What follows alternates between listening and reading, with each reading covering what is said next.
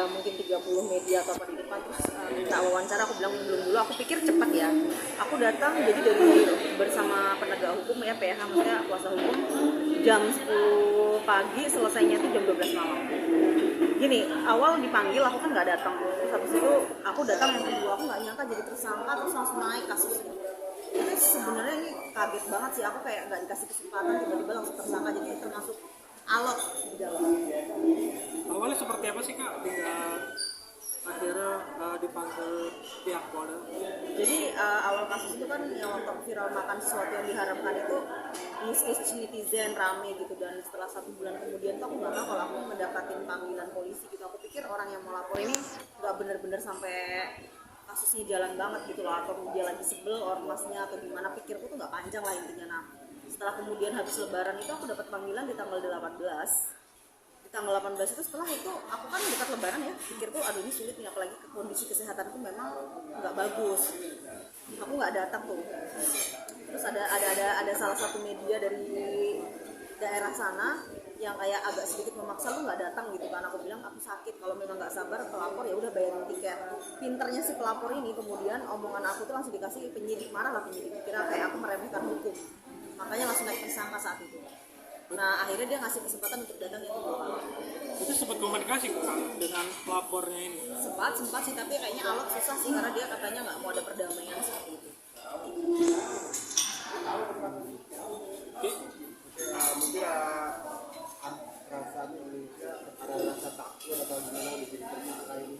Hanya orang munafik yang nggak takut. Cuman aku di sini tuh dibilang takut banget nggak, cuman kayak harus tidak menyesali. Sebenarnya gini, pengacara aku sempat gini, kamu kalau memang sakit kita tunda dulu karena kita tuh tahu kamu bakal ditahan. Dia udah bilang kayak gitu. Aku nggak tahu gimana, mungkin namanya pengacara dia punya link atau apa di Polda gitu kan. Terus aku bilang aku nggak mau, aku mau secara, kalau laki-laki mungkin gentleman ya, aku secara betina men aku harus datang. Dan kemudian aku datang, aku bilang gini, kuasa Tuhan tuh adalah segala-galanya, yang penting aku menceritakan, aku tidak berniat untuk menghina gitu. Nah setelah aku kesana itu aku ditanya beberapa hal yang nanti mungkin aku bisa cerita ke kalian. Tapi aku sempat yang namanya aksesorisku ini sempat dilepas. Jadi mereka tuh sudah kayak campur nakut-nakutin juga, dan yang kemudian tuh aku tuh agak depresi karena aku sempat semalam tidur di sana, tapi bukan di tahanan. Di kantor polisi tuh ada spring bed, aku tidur di sana, yang aku tuh malam tuh kayak langsung kayak terbayang, karena dia udah bilang kalau di tahanan kamu tidak akan bisa menggunakan sabun dari sediain, hanya bisa menggunakan kaos, tidak boleh menggunakan aksesoris, dan tidak boleh membawa uang, tidak boleh membawa handphone.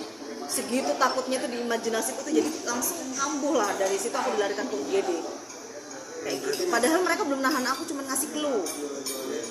Jadi sekarang status kakak ini seperti apa? Wajib lapor kah atau seperti apa? Kalau aku sih sekarang tuh misalnya ada tahanan itu kan ada tersangka tidak ditahan. Jadi aku tersangka tidak ditahan, namun aku wajib lapor melalui virtual kayak call kayak gitu loh, video call seperti ini. Wajib lapor berapa kali seminggu? Kalau wajib lapornya itu seminggu kayaknya 2 kali atau sekali kita video call langsung sama Pak Direknya di sana. Jadi setelah 2 kali sudah bebas tanpa syarat apa-apa? Kalau bebas enggak, karena gini, jadi kasus ini tergantung pelapor. Kalau pelapor mau naik ke pengadilan, ya pasti kita naik gitu. Cuman kita sudah pernah punya itikat baik gitu, karena gini, saya kan manusia biasa ya. Biasanya kalau ustadz yang mengetahui agama harusnya memberikan kesempatan, oh si Lina ini manusia biasa yang salah. Tapi kalau ustadznya juga meminta damainya besar, nominalnya itu aku nggak bisa, ada pilihan beberapa sih.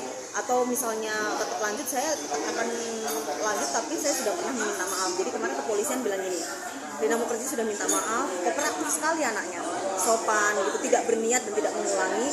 Jadi polisi sendiri bilang ya diusahakan nanti ya kalau bisa kita atur mediasi sama si pelapor, itu adalah salah satu ya.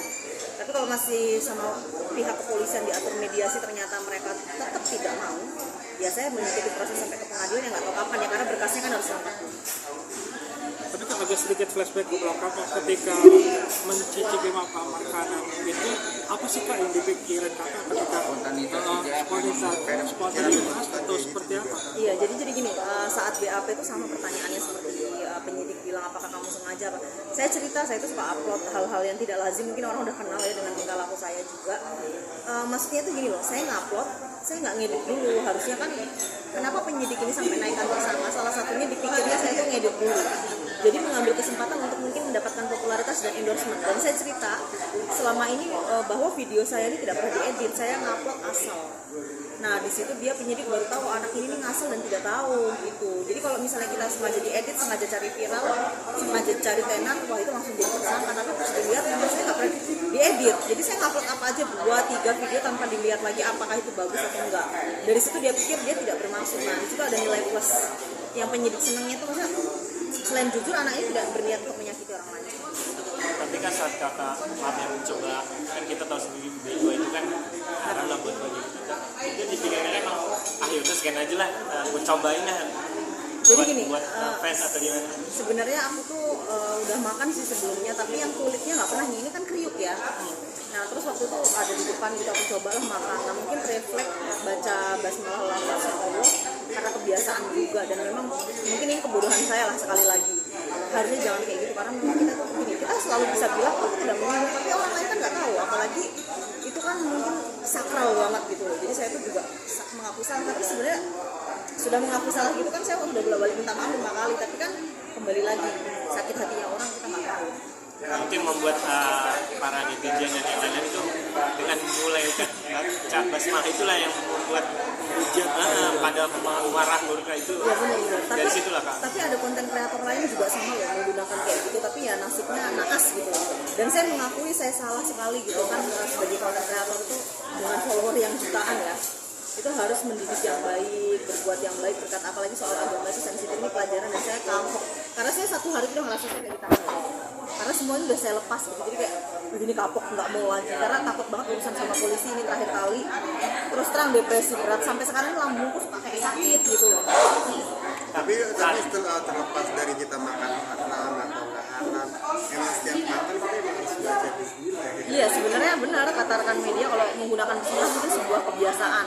Tapi maksud aku gini, ke depan mungkin BAB ini kan sensitif di kita gitu. Jadi aku lebih harus berpikir orang tuh bisa nggak suka, lo tuh tahu haram orang nggak suka. Jadi sensitif orang beda. Kayak misalnya kita minum alkohol gitu, mungkin nggak sesensitif makanan ini gitu. Ada timbul pertanyaan nggak kalau emang nggak bisa baca bismillah, baca apa kalau kita makan hal-hal kayak gitu?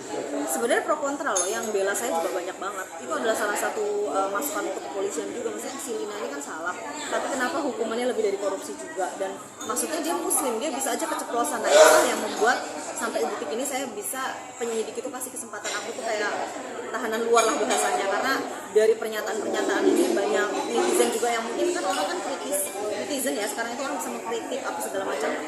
Kalau dia muslim ya itu masalah, dia refleks.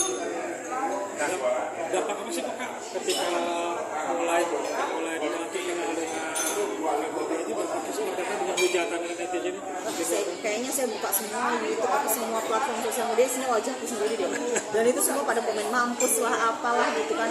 Sebenarnya saya kalau dihujat nggak masalah loh, bukan itu sih, tapi lebih kayak sanksi sosial tuh besar kalau urusan hukum sih. Kalau dihujat kan kita bisa tutup telinga, tapi kalau kita dipanggil penyidik terus diancam mau diciduk, itu udah lebih kayak teroris, mengerikan sekali. Dan saya sampai sekarang ini kayak merasa disambar petir, ini kok bisa hal ini terjadi. Biasa kan suka lihat rekan artis nih ditangkap, entah narkotika lah, entah pencurian lah, entah ini entah itu. Terus saya cuma lihat dia ditangkap ya, habis itu dia nangis-nangis terus rekan media ngolok-ngolok gitu. Aku tuh suka dalam hati, sekarang saya melihat sendiri ketika saya ditangkap gitu kan, tiba-tiba langsung tapi nggak ada media yang teriakin loh, terima kasih buat rekan-rekan media, nggak ada yang ngin aku, ini kamu kerja kamu, nggak ada, semua baik loh, cuma nanya ini hari ini sehat. Kalau artis lain, woi suka diteriakin kayak gitu yang kasar-kasar, aku udah nggak bayangin nih, waduh kalau di depan media aku diteriakin, mental kayak apa. Sosmed kan kita bisa nggak lihat, kalau rekan media kan kameranya nyorot tapi nggak ada sih yang ngomong. Itu aku thank you banget, walaupun mereka suka beritain kadang yang nggak sesuai, tapi ternyata pas di depan punya respect. Ya mungkin karena kasusku juga bukan yang membunuh orang sih, jadi kayak mereka tuh lebih respect aja gitu sih. Sebagai wartawan saya harus respect sama dia. Tapi suka wartawan juga teriak-teriakin orang. Viral, apa segala sesuatu kan setelah viral, nah itu jadi banyak ulama turun, makanya polisi kan pasti akan ada tekanan dari masyarakat ketika ulama ormas turun. Di situ lah polisi cepat-cepat ngamanin aku seperti itu, karena katanya sangat meresahkan sekali dan viral sekali. Kalau aku udah mulai agak nyesel nih, banyak Gus Miftah, ustadz mintil kan, aku langsung kayak aduh kayaknya nggak enak juga nih kalau bermasalah sama ustadz nih, panjang banget. Cuman aku udah minta maaf di beberapa media, cuman kayaknya pelapor ini memang mungkin ya kita nggak tahu lah sakit hatinya orang. pelajaran apa yang didapat dengan Pelajaran, berhati-hatilah berkata karena mulutmu harimau. Jadi saya tuh sebenarnya kalau sama netizen tutup muka ya, tapi adalah musuh nih, kita kan punya musuh pasti ya, langsung ngechat mampus lu, mulut lu harimau lu. Jadi kalau musuh kita yang gituin kita tuh kan kita rasa wah dia seneng nih kalau kita digituin. Jadi kita harus menjaga supaya musuh kita tidak punya celah untuk jatuhin kita.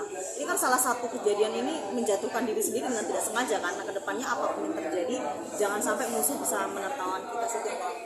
akan lebih berhati-hati dalam membuat Apapun, maksudnya gini, kalaupun kita mau seksi lah atau apa, jangan agama, ras, dimana kita menyakiti salah satu golongan gitu. Apalagi kan agama itu di Pancasila ketuhanan yang Maha Esa, mau apapun itu. Oke, jadi yang kemarin